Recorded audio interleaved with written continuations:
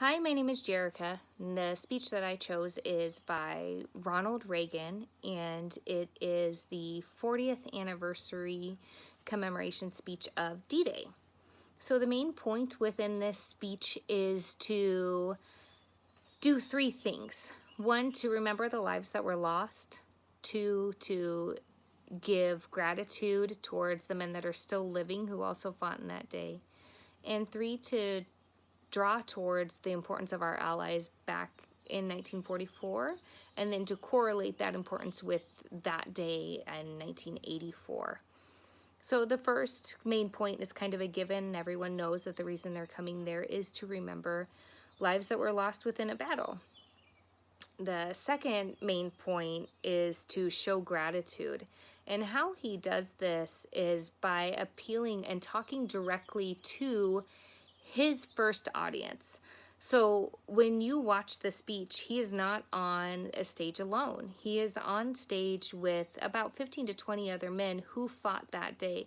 And he directly talks to them, stating 40 summers have passed since the battle you fought here. You were young, and some of you were hardly more than boys, but now you are men. This leads the audience beyond who's directly in front of him to take a look at where's his main point. Who is he directly talking to? And he uses this for a reason. He draws in emotional appeal. Not only are you drawn to the day and the story that he is painting, but you're also drawn to the lives that are currently still living. And not only them, but their family members were up on stage as well.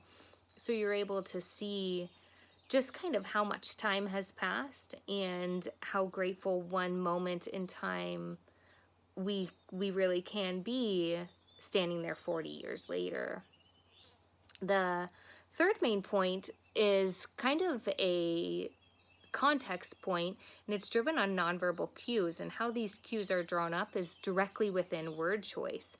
So Ronald Reagan, he multiple times will state out the importance of this alliance and how we needed all forces to draw together to be able to come for one common goal, not only on that day, but then also for today. And to quote him directly is towards the very end of his speech, where he says, "We called upon the West to keep commitment to each other, to our freedom, and to the alliance that protects it."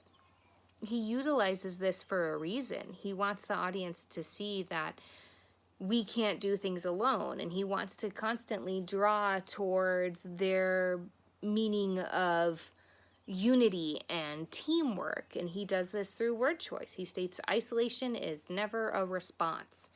And the way that he says it is he constantly will give a pause, and he'll ask his audience to kind of sit with those words, to have them replay them in their brains and see and let it truly sink in this meaning and feeling of togetherness.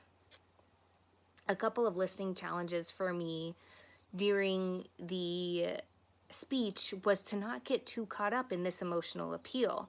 So you would look towards him, and then you would listen to the way that he described the day, and it's filled with smoke, and to not get caught in daydream land and try to picture the time of what it was like then and really get caught into that, or what lives were lost and get caught up in sorrow or a somber tone.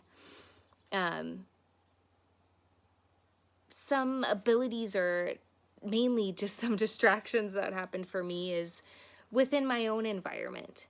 So I have a 4-year-old who is constantly looking for attention. And so every time that I would go to start the video, he would always come up with something to want to change it towards one of his shows, or to want to talk about, ooh, look what they're wearing, or where are they at, Mommy? So in order to eliminate this, I tried going outside, and was immediately greeted with an environment that was calm and peaceful.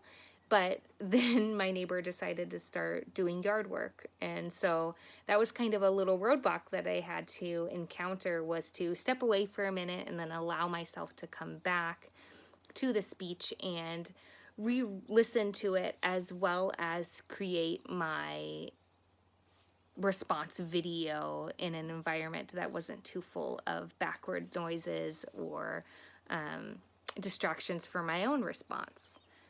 So tasks that I feel I can do that don't really affect my listening is hard to name, because I feel that when something's important to you, you should show that it's important and give it your undivided attention.